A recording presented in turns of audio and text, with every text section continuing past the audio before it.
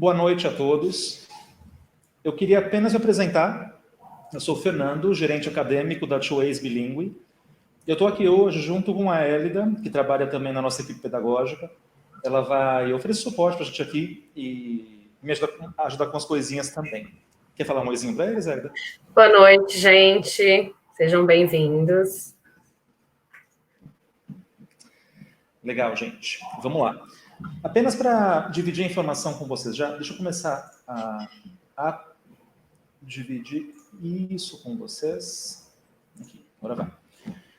Apenas para dividir a informação, a ideia de hoje não é fazer propaganda sobre o nosso trabalho, quem a gente é, o que a gente faz, enfim. Claro que a gente vai tocar nisso uma vez ou outra durante o webinar de hoje, mas a ideia realmente é dividir um pouco de informação com vocês sobre o ensino bilíngue e especialmente sobre o quanto que isso aqui vai ser importante no ano que vem, pensando nesse momento pós-quarentena, pós-crise, enfim.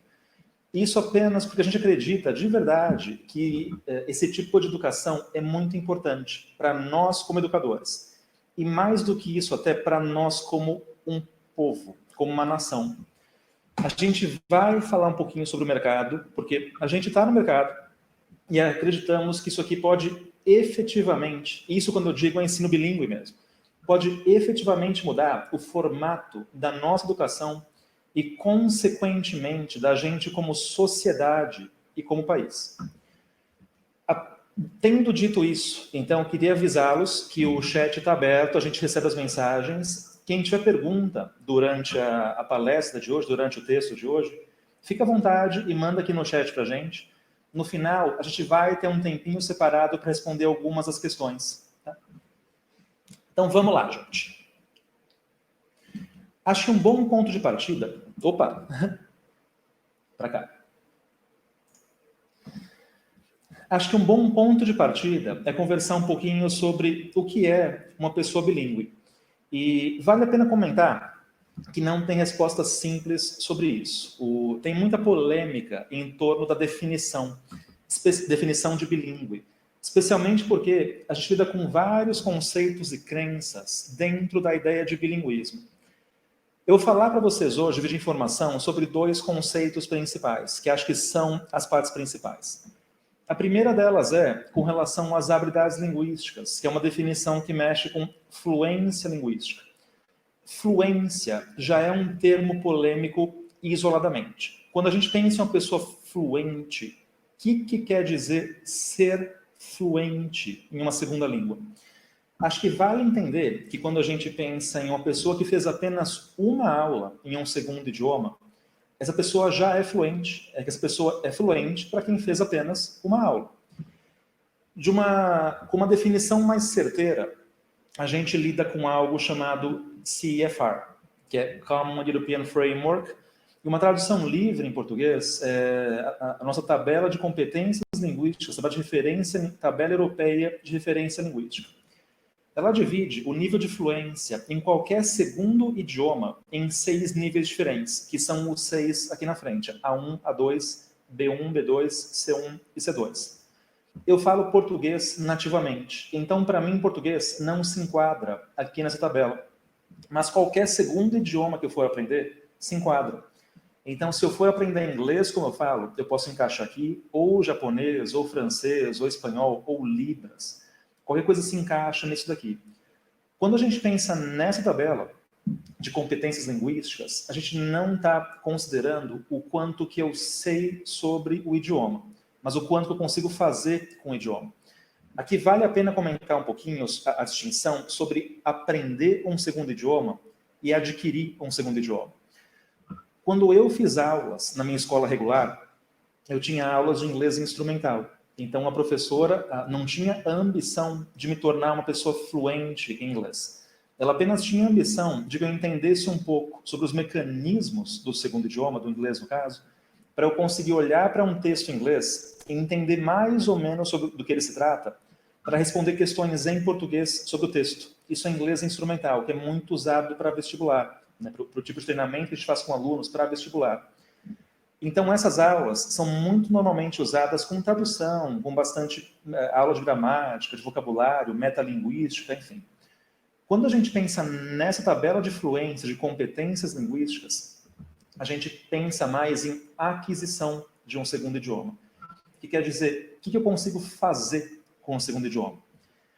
Esses 6 níveis linguísticos, do A1 até o C2, eles são uma escadinha linguística. Ele começa no A1, depois o A2, B1, B2 e por aí vai. A pessoa que está no primeiro degrau ali na escadinha, que está no comecinho do A1, é uma pessoa que nunca falou aquele segundo idioma na vida. Sou eu com japonês, por exemplo. Eu conto até 5 em japonês e é isso, mas eu não consigo fazer nada com o idioma. E uma pessoa no final do nível C2, no final da escadinha lá em cima, é uma pessoa que fala o segundo idioma tão proficientemente quanto um nativo que fala o segundo idioma muito bem. Então, quando a gente pensa, por exemplo, em português, para fazer uma comparação, quando a gente pensa, por exemplo, em um advogado ou um político falando português, que eles usam bastante gramática rebuscada, vocabulário complexo, enfim, essa pessoa aqui falando inglês seria um nível C2. Quando eu ouço um advogado falando, eu consigo entender o que eles falam, mas eu não falaria daquele jeito. Eu não tenho habilidades linguísticas para isso. Esses níveis linguísticos aqui, eles preveem habilidades bem específicas dentro de um nível linguístico. Eu vou dar um exemplo ou outro para vocês. A pessoa no nível A1, por exemplo, já consegue compreender expressões familiares do dia a dia e oferecer informações sobre necessidades concretas. Isso, claro, varia de idade para idade. Mas, apenas como um exemplo, a pessoa no nível A1 já consegue falar um pouco sobre o local onde ela vive, ela consegue apresentar pessoas que ela conhece e ela consegue explicar uma coisa ou outra sobre si, coisa simples, por exemplo, o que eu gosto ou não de comer. Quando a gente sobe um pouquinho, então, para o nível A2, essa pessoa já consegue descrever de forma simplificada as necessidades imediatas. Então, eu consigo começar não apenas a falar sobre o que eu gosto de comer ou não, mas eu consigo começar a explicar o motivo de eu gostar ou não de comer aquilo lá. E vai subindo. A pessoa no nível B2 é o que a gente chama de usuário independente. É uma pessoa que efetivamente consegue viver funcionalmente em um país que fala esse segundo idioma. Você consegue trabalhar, você consegue assistir palestras, assistir um curso, assistir um filme. Porém, talvez você tenha alguma dificuldade para falar sobre tópicos não familiares. Eu vou dar um exemplo para vocês. Vamos supor que a pessoa de nível B2 em inglês esteja morando agora na Inglaterra, ou na Irlanda, ou nos Estados Unidos, enfim. Essa pessoa consegue funcionar como um cidadão nesse país. No fim de semana, vai para um restaurante com os amigos e o pessoal começa na mesa a falar sobre política. A pessoa tem opiniões políticas, só que ela nunca aprendeu a fazer isso em inglês, nunca aprendeu a expressar a opinião política em inglês. Então é um tópico não familiar. Então essa pessoa pode ter algum tipo de dificuldade para falar sobre esse tipo de tópico. No nível C1, quando a gente sobe um pouquinho ali, isso apresenta uma gama gigante de conhecimento linguístico para falar, inclusive, sobre tópicos não familiares. E no nível C2, como a gente comentou agora há pouco, é uma pessoa que consegue fazer virtualmente qualquer coisa com o segundo idioma, inclusive falar sobre tópicos não familiares de forma rebuscada, de forma clara, de forma até pomposa, se a pessoa assim o quiser. Do ponto de vista linguístico, então, uma pessoa bilíngue é uma pessoa que consegue falar um segundo idioma funcionalmente, assim como ela fala o primeiro. É uma pessoa que fala 2 idiomas funcionalmente. É claro que a gente, aqui no Brasil, com vários programas bilíngues, a gente mexe muito com português e com inglês. Só que isso daqui é verdade para quaisquer 2 idiomas. Pode ser português e francês, português e espanhol, português e libras, português e alguma língua indígena, e por aí vai. Uma outra definição interessantíssima também de alguém bilíngue é pensar com relação às atividades cerebrais. É pensar como um cérebro de uma pessoa bilíngue se comporta. Algo bastante interessante. A gente tem neurônios no cérebro. E quando a gente aprende uma coisa nova ou passa por uma experiência nova, eles se conectam de uma forma específica e eles montam o que a gente chama de uma rede neural. Então, por exemplo, se eu sei dirigir, é porque eu tenho uma rede neural para dirigir. Se eu sei tocar violão, é porque eu tenho uma rede neural para tocar violão. Se eu tenho medo de altura, é porque eu tenho uma rede neural para ter medo de altura. E eu tenho mesmo. Provavelmente, quando eu era criança, aconteceu algum episódio que me deu medo de altura, e até hoje, eu como adulto, continuo com esse medo. Eu tenho uma rede neural para isso.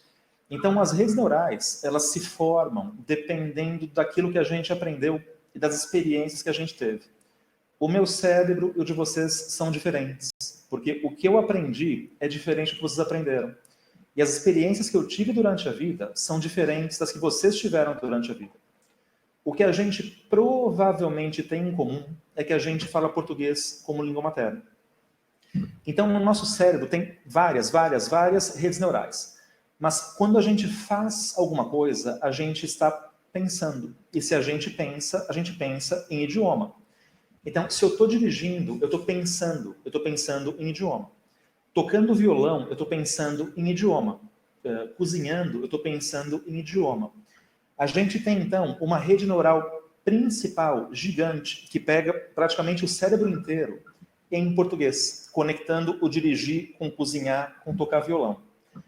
Uma pessoa monolíngue, que fala apenas um idioma, tem uma rede neural principal no cérebro todo. E a pessoa bilíngue tem duas. Eu tenho uma rede neural principal em português e eu tenho uma segunda rede neural em inglês. Quanto à atividade cerebral, a pessoa bilíngue tem duas redes neurais. E a parte interessante é que elas são diferentes. Quando eu criei experiências e aprendizados em português, eu passei por coisas como experiências e eu tive exemplos de aprendizado que foram diferentes daquilo que eu experienciei e aprendi quando eu fui aprender a falar inglês. Então, as minhas redes neurais, elas começaram a se alocar de formas específicas, dada a realidade das situações que eu estava. Eu vou dar um exemplo para vocês. Vamos supor que isso daqui é a minha rede neural em português. E aqui é onde eu guardo informação sobre cores, por exemplo, do ponto de vista linguístico, sobre cores. Aqui no meio é onde eu guardo informação sobre animais de estimação. Na rede neural em inglês, quando eu fui aprender cores e animais de estimação, a minha professora me deu exemplos diferentes do que os meus pais me deram quando eu era criança, ou que os professores me deram na escola regular. Então, aqui eu tenho cores e aqui eu tenho animais de estimação, mas em inglês as cores ficaram aqui em cima e animais de estimação ficaram aqui embaixo. Esses animais de estimação e esses aqui, eles estão em locais diferentes nas duas redes neurais, só que eles se conectam o tempo todo. Isso aqui é automático. Esses animais de estimação em português e os pets em inglês, eles conversam no meu cérebro o tempo todo automaticamente. Eu tenho duas redes neurais que conversam entre si. E por este motivo, uma pessoa bilíngue, do ponto de vista neural, tem superpoderes cerebrais. Não é brincadeira. E eu vou dar alguns exemplos para vocês. Só por ter duas redes neurais que se conectam o tempo todo ali, nós temos uma série de vantagens que vão muito além de falar um segundo idioma para trabalhar no futuro, por exemplo. A primeira delas tem várias, gente. Eu separei algumas para vocês hoje que a gente achou mais interessantes, mas tem muitas vantagens neurais. Para pessoas bilíngues, o cérebro funciona melhor. Ele realmente, o funcionamento cerebral é potencializado. A gente sabe hoje, com o advento de neurociência e de neurolinguística, que um cérebro bilíngue consegue absorver conteúdo sobre qualquer coisa, não apenas idioma, até 30 vezes mais rápido do que ele absorveria se ele tivesse apenas uma rede neural, se ele fosse monolíngue. E da mesma forma, um cérebro bilíngue consegue absorver informação até 50% mais do que ele absorveria se ele fosse monolíngue. Então, não é exagero falar que um cérebro bilíngue funciona melhor. Outra coisa interessante é que falar um segundo idioma aumenta o nosso controle cognitivo. A pessoa bilíngue consegue, com mais facilidade, filtrar experiências anteriores e entender as condições específicas do ambiente que ela está agora, da tarefa que ela tem que executar. E por conta disso, ela consegue focar melhor. Eu vou dar um exemplo para vocês. Se eu tenho que fazer algo, por exemplo, planejar um webinar, escrever um texto de webinar, por ser bilíngue, eu consigo com mais facilidade trazer experiências similares que eu tive no passado, né? Tanto montando o webinar ou palestra, quanto assistindo o webinar ou palestra. E com isso, eu entendo o que é relevante ou não para a execução dessa tarefa aqui. E eu consigo fazê-la com mais eficiência e com mais facilidade. A parte interessante é que isso já acontece com bebês. Um bebê criado num ambiente bilíngue, com uma casa bilíngue, com pais bilíngues, ou numa escola que oferece algum tipo de contexto bilíngue para esse bebê, já consegue mudar o seu comportamento mais facilmente para fazer o que eles têm que fazer agora. O cérebro realmente consegue entender qual que é o objetivo de agora e o que eu tenho que fazer para conseguir atingi-lo mais facilmente. Para jovens e adultos, isso daqui impacta em performance. Uma pessoa bilíngue tem a tendência de ser mais produtiva, né? Porque ela entende melhor o que ela tem que fazer para conseguir atingir um objetivo. Junto a isso, a pessoa bilíngue tem mais autoconfiança. É uma grande verdade, isso com relação a vários estudos, que a pessoa bilíngue tem a tendência de gostar mais de si mesmo do que ela gostaria se ela fosse monolíngue. Então, por conta disso, a incidência de depressão em pessoas bilíngues é menor.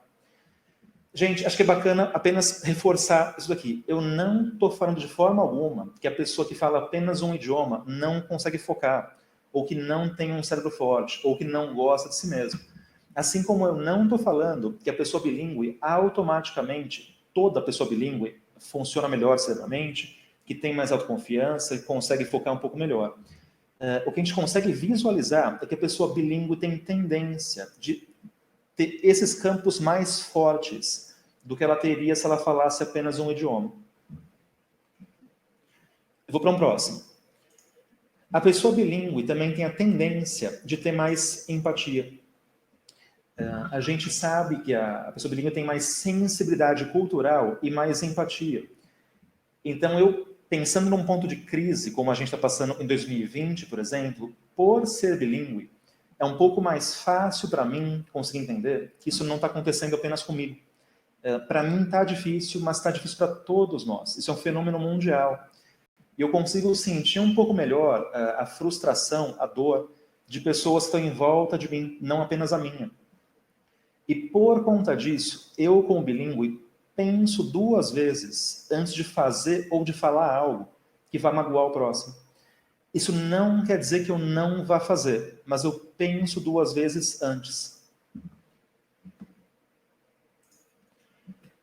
Outra coisa bacana é que em pessoas bilíngues o pensamento crítico é elevado. O pensamento crítico vai dizer a habilidade que a gente tem de olhar para uma situação e considerar os efeitos e resultados dela e entender o que é melhor fazer para conseguir um efeito melhor, um resultado melhor dessa situação. Então, por exemplo, eu tenho um problema nas mãos agora. Pensamento crítico é a habilidade que eu tenho de pensar, tá, se eu fizer isso daqui, vai acontecer isso. Se eu fizer isso daqui, vai acontecer isso. Se eu fizer isso daqui, vai acontecer isso. E pensando nisso tudo, qual que é o melhor plano de ação para eu tomar agora? Isso que acontece, gente, em poucos segundos. O pensamento crítico é uma habilidade de resolução de problema que acontece muito rapidamente. A pessoa bilíngue tem a tendência de conseguir resolver problemas e conflitos com mais facilidade. E outra coisa interessante, que entra no mesmo campo, é que a pessoa bilíngue tem a tendência de ser menos afetada por vieses cognitivos. Um viés cognitivo é uma falha sistemática do cérebro, né? É um erro que a gente faz sempre. E não é por falta de conhecimento. Quando a gente faz esse tipo de erro, não é porque a gente não sabe alguma coisa melhor. Isso acontece porque o cérebro é preguiçoso, e é verdade. Então ele busca soluções simples, que ele vai conseguir resolver mais facilmente, mesmo se elas não estejam corretas. Quando a gente pensa em viés cognitivos, tem vários, mas eu vou dar dois exemplos para vocês hoje. O primeiro exemplo é um chamado viés de confirmação, que é a tendência que a gente tem enquanto seres humanos de procurar notícias ou fontes de notícias que comprovam o que a gente já acredita. E o outro viés cognitivo como exemplo, é um chamado heurística da disponibilidade, que a tendência que a gente tem de basear a probabilidade de um evento acontecer a partir da facilidade que a gente tem de lembrar de um evento similar no passado. Eu vou dar um exemplo para vocês. Vamos supor que alguém te pergunta: vale a pena contratar um programa bilíngue? E você, por acaso, há alguns anos contratou um programa bilíngue e teve uma experiência ruim. As coisas foram difíceis, não deu muito certo. Então, automaticamente, a probabilidade, a possibilidade é você responder que não vale a pena. Mesmo que isso não seja estatístico ou fatual. Se a gente olha para o mercado hoje, do que tem de programas bilíngues dando certo, isso daqui é muito maior do que tem de programas bilíngues que não dão. A pessoa bilíngue, ela tem uma tendência maior de não ser afetada por viés de confirmação ou por heurística da disponibilidade. Isso não quer dizer que eu não vá ser afetado, mas isso quer dizer que eu consigo criticamente pensar com relação àquilo. Será que realmente não vale a pena? Ou será que foi apenas a minha experiência, mas o negócio já mudou? Será que essa notícia aqui realmente está certa? Ou será que apenas porque eu quero acreditar, ela parece que está certa? A pessoa bilíngue tem a tendência de ser menos afetada por fake news. E a gente sabe que hoje em dia a gente vive nessa era de notícia falsa. Gente, com essa informação toda, então, eu acho que a pergunta central para hoje, eu vou apenas tomar uma aguinha antes de entrar nesse próximo ponto. Com essa informação toda, eu acho que a pergunta central para hoje é essa aqui. Então, vale a pena contratar um programa bilíngue para 2021? A resposta simples é vale sim. Eu acho que já está bem estabelecido que o ensino bilíngue, né, a contratação de um programa bilíngue, vai muito além de preparar alunos para falar um segundo idioma. A gente quer preparar nossos alunos para serem cidadãos e pessoas aptas a lidar com crises, que nem a que a gente está lidando agora. E eu digo mais do que isso. Durante esse ano aqui, é verdade, gente, que 2020 não está um ano fácil para ninguém, está muito difícil. Mas durante esse ano aqui, todos os professores, mantenedores e coordenadores com quem a gente tem mantido contato têm se preocupado muito mais com o bem-estar dos alunos do que com o tanto de conteúdo que eles vão aprender. A gente tem ouvido muito nesse ano, está sendo reforçada aquela ideia de que o conteúdo aprendido não é tão importante quanto o pessoal os alunos, independente da faixa etária, conseguirem passar por esse ano com um bom estado emocional. E esse efeito, não é exagero falar isso, mas o efeito psicológico desse ano aqui está devastador para todos nós. Só que para a gente, adulto, a gente consegue entender racionalmente o que está acontecendo. Mas ainda assim, já está muito difícil de lidar com todo esse estresse, com as frustrações, com as incertezas, com as inseguranças, com o tédio, com o cansaço, enfim, de tudo que está acontecendo de complicado nesse ano aqui. E para os nossos alunos jovens, está mais complicado ainda. A gente consegue entender racionalmente o que acontece e a gente consegue focar a nossa atenção e focar as nossas preocupações. Um aluno nosso, quanto mais jovem ele é, mais difícil fica. E alunos nossos adolescentes que tinham planos para o futuro começam a reparar que talvez não vamos concretizar por conta da crise que a gente está passando agora. Então, como já estabelecemos, uma pessoa bilíngue funciona melhor do que ela funcionaria se ela falasse um idioma só. Então, pensando nesse bem-estar de alunos nossos, do ponto de vista pedagógico, cognitivo, do ponto de vista afetivo e até humano, eu diria, sim, vale a pena contratar, porque vale a pena a gente dar acesso a esse tipo de melhorias para um aluno nosso pós-pandemia ou pós-crise. Isso é muito importante. Os alunos agora, independente da faixa etária, gente, eles precisam mais do que nunca das habilidades socioemocionais. E o ensino bilíngue ajuda nesse sentido. Mais do que isso, eles precisam da gente. Os alunos nossos agora, eles precisam de instituições e de educadores que entendam as necessidades de um ensino afetivo, de forma a ajudar o aluno, esses alunos, no próximo ano. Porque, gente, ano que vem, essa radioatividade de 2020 ainda vai estar presente. A crise vai passar, a gente vai retomar as aulas online, a gente vai começar a retomar algum tipo de rotina, mas o estresse psicológico desse ano aqui não vai magicamente desaparecer. Os alunos merecem, então, a chance de a gente, enquanto educadores, instituições, professores, enfim, entregar esse tanto para eles. Vale a pena. Eu vou tomar mais uma aguinha antes do próximo ponto. Só um minutinho. Gente, só lembrando que quem for tendo dúvidas, fiquem à vontade para colocar no chat, tá? No final, a gente separou um tempinho para responder algumas delas.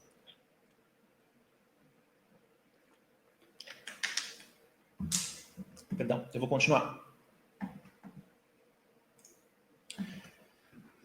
Agora, então, que já está estabelecida a importância do ensino bilíngue, que vai muito além de preparar alguém para falar inglês, acho que vale começar a pensar em como fazer isso, inclusive em possíveis desafios e possíveis soluções.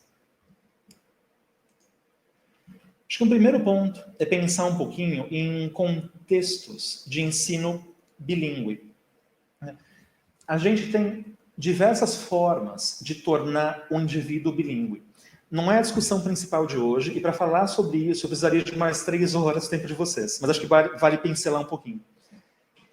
Acho que vale dizer, então, que o intuito de um curso bilíngue, de tornar o aluno... se o intuito de um curso for tornar um aluno bilíngue, todas as vantagens que a gente comentou há pouco estão presentes, independente do formato, independente do contexto de ensino que for envolvido. Mas para hoje, vamos fazer uma distinção entre 2 extremos aqui. De forma resumida, a gente pode falar um pouco sobre ensino bilíngue e ensino de idiomas. Quando a gente pensa com ensino bilíngue, ele se difere, ele foca, ele considera que o conteúdo escolar é oferecido em 2 línguas de instrução. Então, não são aulas de inglês, elas são aulas de conteúdo regular, de escola regular, de geografia, de matemática, que acontecem em 2 idiomas. Então, um formato possível disso daqui, de ensino bilíngue, é o aluno ter uma aula de geografia em português, pela manhã, por exemplo, e depois à tarde ele vai ter aquela mesma aula de geografia, só que em inglês. Ou então a escola decide quais matérias que vão ser entregues na primeira língua de instrução ou na segunda. Quando a gente pensa em ensino de idiomas, ele foca na aquisição de um segundo idioma e não necessariamente não necessariamente foca, né, em conteúdos escolares específicos. Ele foca apenas no idioma em si. Entre ensino bilíngue e ensino de idiomas, a gente tem vários formatos possíveis e vários programas no mercado. Aí a questão que vale é considerar o que vocês querem trazer para a escola de vocês. E de verdade, gente, não tem certo e não tem errado. É o que vocês almejam com a escola de vocês alcançar com o programa que vocês contratam. O que vale também considerar é a formação de professores e também a capacitação. Com relação à formação, o que a gente tem hoje descrito pelo MEC, né, o Ministério da Educação, é que um professor bilíngue tem que ter o mesmo tipo de formação de um professor regular. Né? Ou seja, ele vai ter que ter pedagogia para o pessoal que trabalha com infantil ou Fundamental 1, ou licenciatura para o pessoal do Fundamental para ensino médio. Junto a isso, também é importante checar a proficiência linguística, o nível linguístico do professor que vai trabalhar com vocês. E também se ele conhece sobre abordagens, metodologias e aquisição de um segundo idioma, especialmente, claro, abordagem e metodologia voltadas para esse fim, para esse contexto de ensino bilíngue. Nesse caso, gente, de verdade, vale muito a pena ter suporte de uma assessoria para validar a formação e o conhecimento linguístico do professor de vocês e, se necessário, quando necessário, também trabalhar com a capacitação desse professor.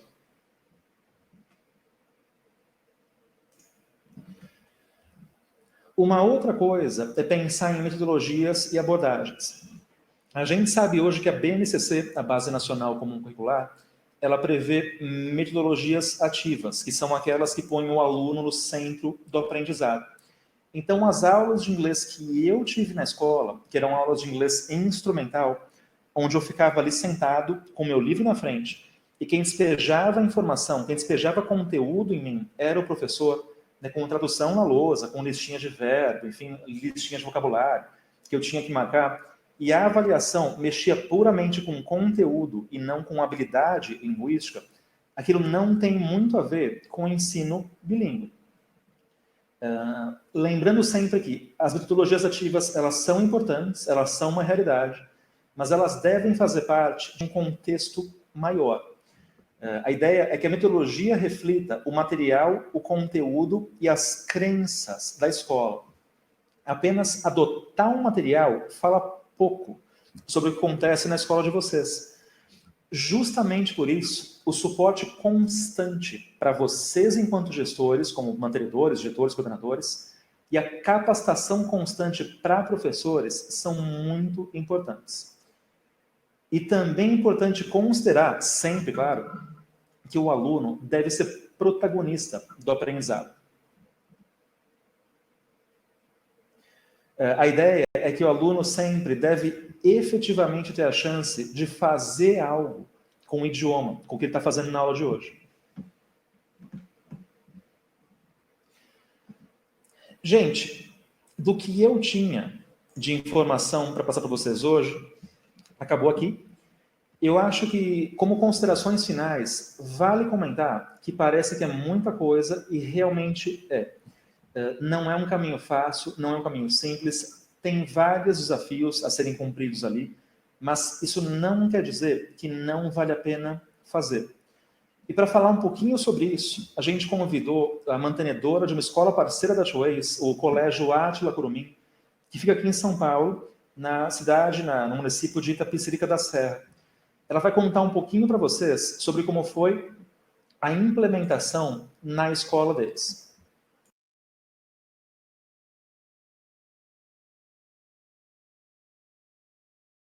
Olá, sou Raquel Átila, diretora do Colégio Átila Curumim, e estou aqui a convite da Two Ways para contar rapidinho a minha experiência, compartilhar com vocês essa parceria com a Two Ways desde 2019. Nós fizemos em 2018 a parceria, o contrato, para início em 2019, já iniciamos as divulgações, as reuniões, a Two Ways veio na escola, fez uma excelente reunião com os pais, mostrando a importância e os benefícios que a Two Ways, o programa bilíngue, traria para esses alunos. Nós pesquisamos diversos sistemas, né, que fornecia o programa bilíngue, e a Two Ways foi a que melhor se encaixou com o nosso perfil, a nossa proposta, e foi o máximo, foi um sucesso. É claro que a gente enfrentou alguns desafios no início. Primeiro, incentivar as famílias e implantar esse amor que nós tínhamos pelo programa dentro de cada casa, mostrar para eles os benefícios que trazia, mostrar a importância por ser uma região periférica. Os pais achavam que não tinha necessidade, mas logo a gente conseguiu conquistar a todos, mostrar a importância de todo esse programa.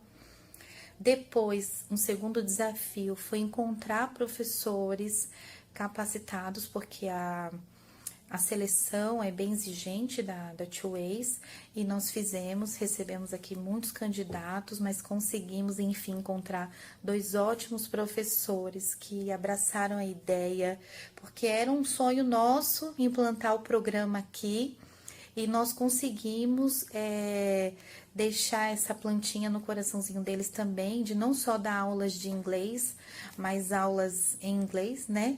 Com amor e dedicação, e eles são ótimos. E foi um sucesso. Desde então, a gente conseguiu muitos alunos, porque nós fomos fomos pioneiros aqui em Itapecerica, primeira escola com o programa bilíngue. Em seguida, inclusive, muitas escolas colocaram também, mas nós somos destaques, fomos chamados pela Câmara Municipal de Itapecerica, devido a essa inclusão do programa. Nós recebemos várias premiações aqui também na região, então foi um sucesso a implantação, foi um sucesso o desenvolvimento deles.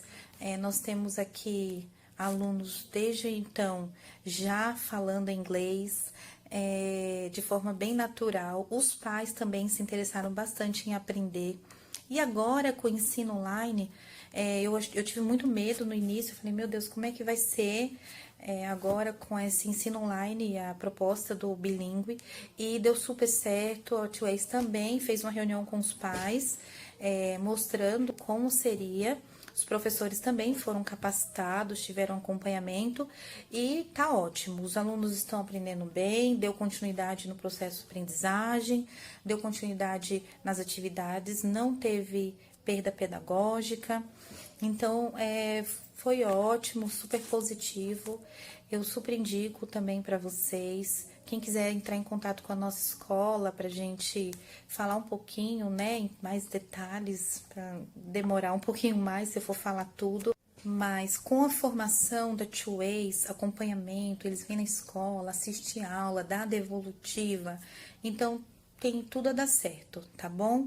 Eu agradeço o convite, eu falo, repito e indico quantas vezes for preciso, porque esse programa ele só agregou ao nosso colégio, só somou. A gente tem recebido muitos alunos devido a esse programa que implantamos aqui e o sucesso que ele tem feito, tá? Eu como profissional e como mãe também, que tenho 2 filhos que fazem parte do programa, só vi vantagens, tá bom?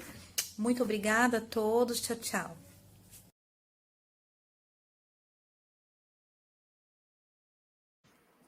Queria agradecer a Raquel por ter enviado o vídeo para a gente, assim como o carinho dela. Só quero voltar aqui o slide para vocês, gente. Só um minutinho. Pronto. Queria agradecer a Raquel, então, de verdade. Raquel, muitíssimo obrigado. Gente, já vou abrir para perguntas, então. Só antes disso, eu queria deixar isso aqui para vocês. Eu só vou diminuir nossa fotinho ali. E aqui, pronto. Quem ainda não conhece e quer conhecer um pouquinho mais sobre o nosso trabalho que a gente faz, as informações estão aqui, o nosso site, redes sociais. E se alguém quiser conversar um pouquinho mais também, fiquem à vontade para entrar em contato com a gente. O nosso e-mail está ali marcado também. Gente, das informações que eu preparei para dividir com vocês hoje foi isso. Agora eu queria que a Aida me ajudasse um pouquinho com relação às dúvidas.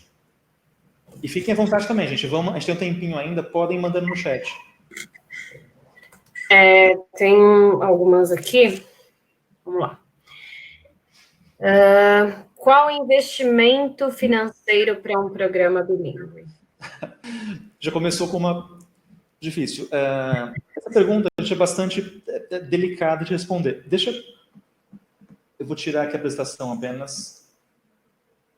Pronto. Essa pergunta é uma delicada de responder. Quando a gente pensa sobre investimento financeiro, sobre dinheiro mesmo, no mercado hoje tem muitas empresas que fazem, então o investimento acaba sendo bastante variável. Acho que em vez de falar sobre o investimento, vale a pena falar um pouquinho sobre o que levar em consideração quando for fazer a contratação de um programa. Acho que vale reforçar que quando a gente pensa na contratação e oferecer algum tipo de contexto bilíngue, vale considerar a BNCC, neurociência com neurolinguística também. De forma geral, a gente entende que o ensino bilíngue, ou uma escola com algum contexto bilíngue, deve prever algum tipo de integração das aulas do segundo idioma com o currículo integrado, com o currículo regular. Ou seja, a entrega de conteúdo previsto na BNCC para os alunos acontece em inglês. Os alunos têm chance de oferecer algum tipo de feedback de conteúdo regular da escola na segunda língua de instrução. Essa é a primeira coisa com relação ao BNCC. Quando a gente pensa em algum tipo de programa que foge de BNCC e apenas foca puramente na língua, ele já começa a mexer um pouco mais com o ensino de idiomas e um pouco menos com contexto bilíngue. Acho que junto a isso, também é importante mencionar com relação à neurociência e neurolinguística, a quantidade de exposição de horas. A gente considera hoje que uma criança, um cérebro, especialmente mais jovem, antes da primeira poda sináptica, que acontece ali mais ou menos com 6 ou 7 anos, quando esse cérebro é exposto a um segundo idioma, a mais ou menos 1 hora diária, ele já começa automaticamente, sem muito esforço, a criar uma segunda rede neural. Então, por conta disso, quando a gente pensa em oferecer algum tipo de contexto bilíngue para os alunos, é importante verificar que ele esteja oferecendo mais ou menos esse tanto de tempo escolar mesmo.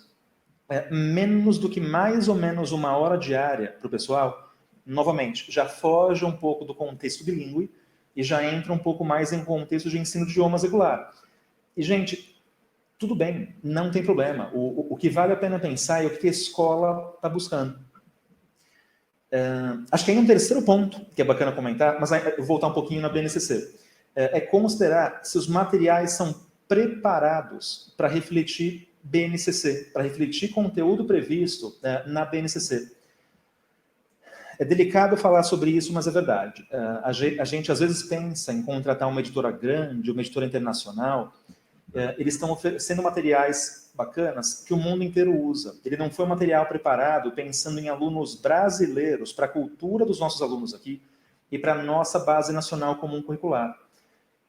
Então, isso novamente afasta um pouco a entrega de conteúdo do ensino bilíngue e se assemelha mais, se aproxima mais à aula de inglês regular. E acho que uma última coisa ainda, que também é polêmica, mas vale a pena comentar. Quando você pensa em contratar um programa bilíngue, o que o programa oferece? Ele está oferecendo conteúdo, um material embasado em BNCC, capacitação e tudo mais, suporte, enfim, capacitação, ou ele apenas oferece periféricos? Acho que falar sobre valor é bastante delicado, mas levar essas questões em consideração quando for decidir qual programa contratar, já vai dar um norte para vocês. Eu acho que eu não respondi a pergunta exatamente, mas eu espero ter oferecido pelo menos algum tipo de embasamento do que considerar.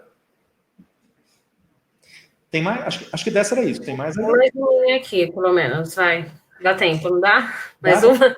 Sim, vamos lá. Com a aquisição do programa, minha escola se torna bilíngue? Tá, essa também é difícil responder, mas vamos lá, gente.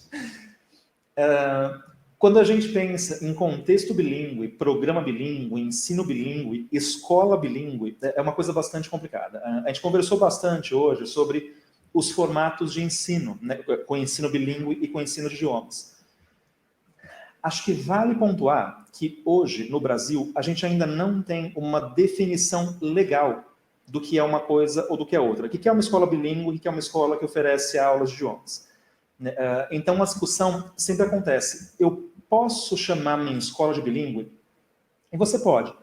Não tem nada legalmente que vá te falar que você não deva fazer isso. Mas a pergunta para se fazer de verdade a escola é uma escola bilíngue? Quando a gente pensa em uma escola bilíngue, acho que a primeira coisa é pontuar que uma escola bilíngue é um final de processo e não um começo. A escola se prepara para oferecer instrução nesse contexto e ela tem uma série de objetivos a ser cumpridos. Objetivos, por exemplo, da preparação de professores, inclusive especialistas, não apenas de inglês, o professor de geografia, o de história, de matemática, enfim. Talvez a preparação de funcionários, dependendo das práticas políticas e pedagógicas da escola. E uma coisa importante também quando a gente pensa em escola bilíngue é a habilidade que ela tem, é a capacidade que ela tem de atingir a comunidade em volta. Uma escola bilíngue, por definição, não mexe apenas com o ensino de idiomas para os alunos. Ela está efetivamente, claro, entregando conteúdo em 2 línguas de instrução, só que ela também atinge a comunidade que está ali em volta. Como é que essa escola ser bilíngue vai ajudar essa comunidade aqui a ser uma comunidade socialmente melhor? por conta de um contexto bilíngue, como a gente conversou tanto hoje. É claro, acho que vale falar, a gente tem essa ambição de uma solução fácil, né, de eu vou contratar um programa e a escola vai se tornar bilíngue amanhã, mas eu acho que é interessante, acho que vale a pena pensar no caminho inverso. Primeiro, vamos deixar tudo na escola bastante funcional. A gente vai contratar um programa e preparar a escola para esse contexto. E depois, no final do processo, a gente vai chamar a escola de uma escola bilíngue. Então, não é apenas contratar um programa e a escola virou bilíngue, mas a gente pode contratar um programa em um começo de processo e quando as coisas estiverem funcionais, aí sim a gente pode, com prioridade, falar que a escola é uma escola bilíngue. Eu não ia comentar sobre isso hoje, porque é uma outra discussão também que vai levar mais algum tempo, mas acho que vale pincelar um pouquinho ali. A gente tem, nesse momento, está sendo compilado um documento chamado Diretrizes Nacionais Curriculares para a Educação Bilíngue. Ele é um documento compilado pelo MEC, assim como foi a BNCC, e o que ele vai fazer para a gente no Brasil é regulamentar esse tipo de ensino bilíngue. Por enquanto, a gente tem o primeiro formato, né, desse documento, que foi entregue em junho, para as escolas, professores, enfim, mas o formato final ainda não saiu. Ele deve sair em breve, a gente tem projeções que saia provavelmente até mês que vem, só que ainda não temos o formato final. A gente não sabe certinho ainda o que vai estar no documento, mas a gente sabe que ele vai regulamentar o que é ou não ensino bilíngue, escola bilíngue, enfim, no país. A gente tem a projeção que esse documento provavelmente vai lidar com alguns tipos de fatores. O primeiro dos fatores ali é a quantidade de horas, né, o tempo escolar, que a gente mencionou antes já. Se é uma escola bilíngue, quanto tempo de instrução no segundo idioma os alunos estão recebendo? Um outro fator também que ele provavelmente vai considerar é o tipo de material didático e metodologia que a escola deve usar. O documento provavelmente vai deixar mais explícito como que os conteúdos regulares devem ser trabalhados no segundo idioma, de forma a deixar o currículo escolar mais integrado. E uma outra coisa também que provavelmente vai ficar marcada no documento, vai ficar bem clara no documento, é sobre a formação de um professor que está agindo em uma escola bilíngue. Tanto com relação à formação acadêmica, né, de ter feito letras ou licenciatura ou pedagogia, enfim, quanto à sua proficiência linguística. Acho que vale mencionar, gente, que a gente, enquanto empresa, tem acompanhado a movimentação do mercado, né, e do ensino em geral nos últimos anos, e a gente está de olho nas mudanças todas que devem acontecer provindas dessa compilação, desse documento.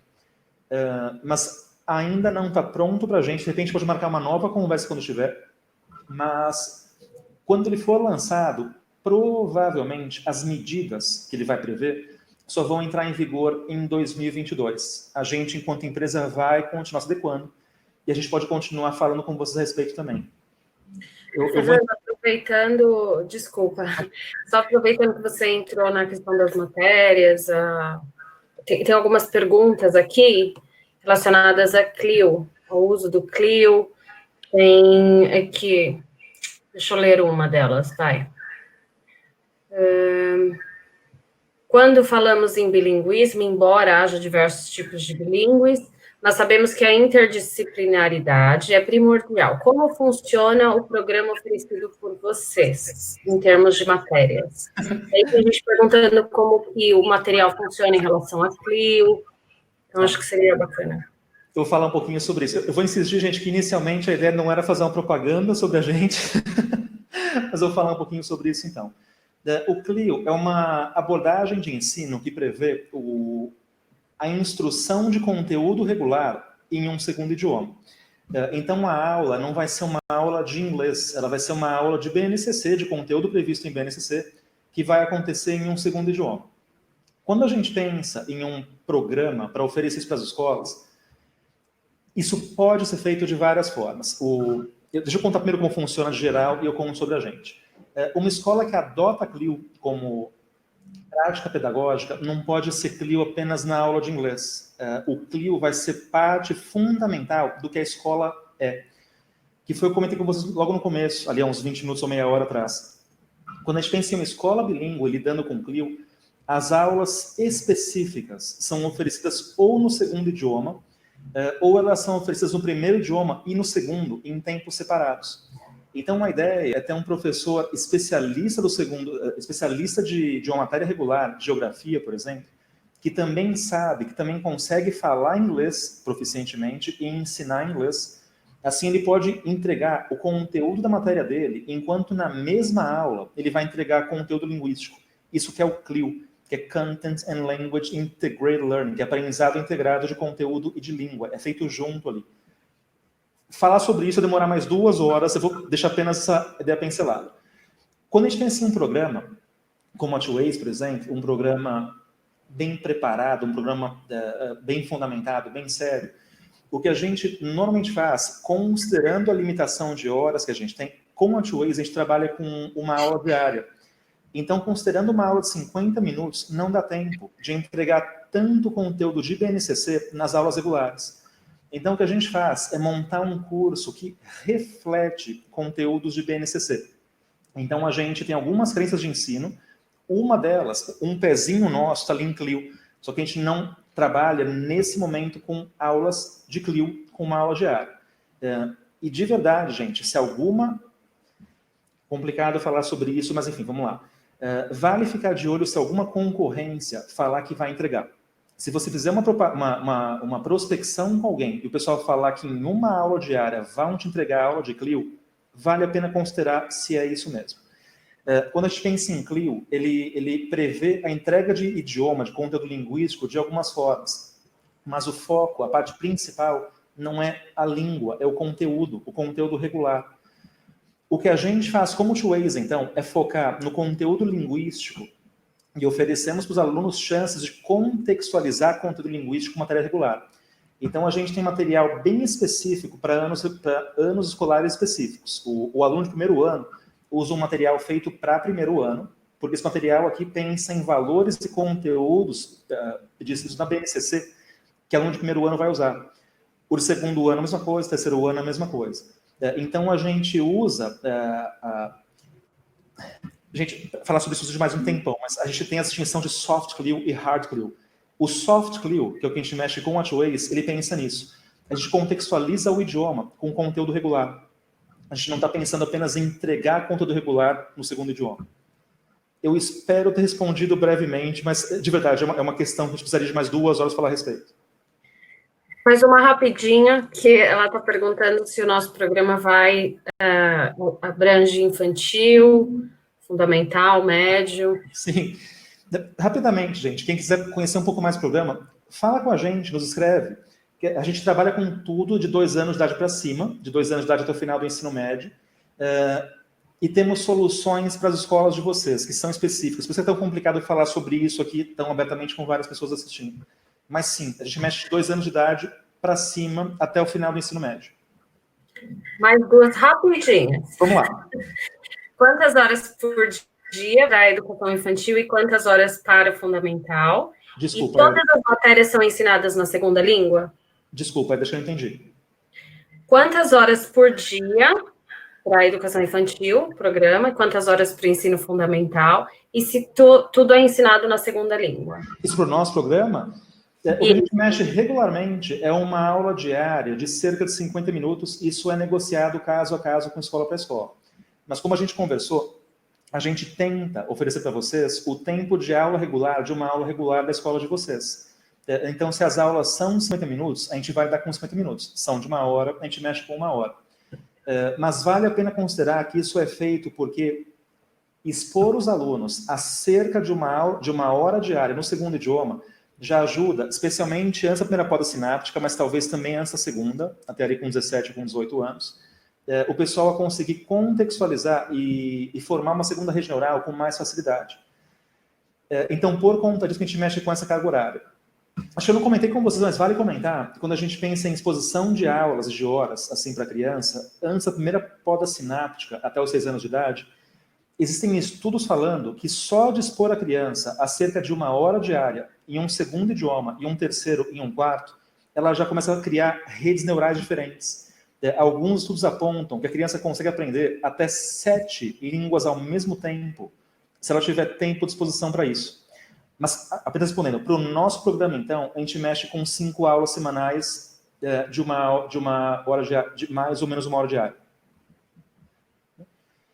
Gente, eu acho que só... Tem mais uma aí, Edgar?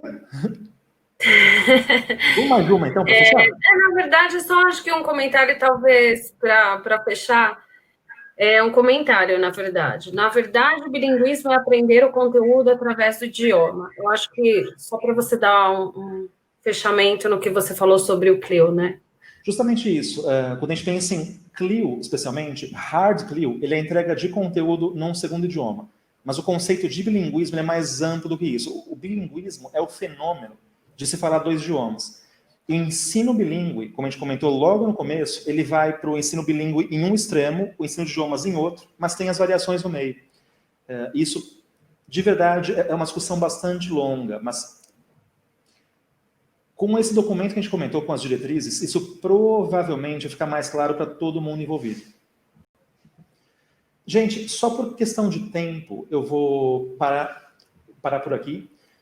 Lembrando que vocês têm agora nosso contato, nosso e-mail. Quem quiser conhecer um pouco mais sobre a gente, nosso trabalho, como é que a gente faz, como é que a gente capacita professores e atua nas escolas de vocês, a gente está à disposição.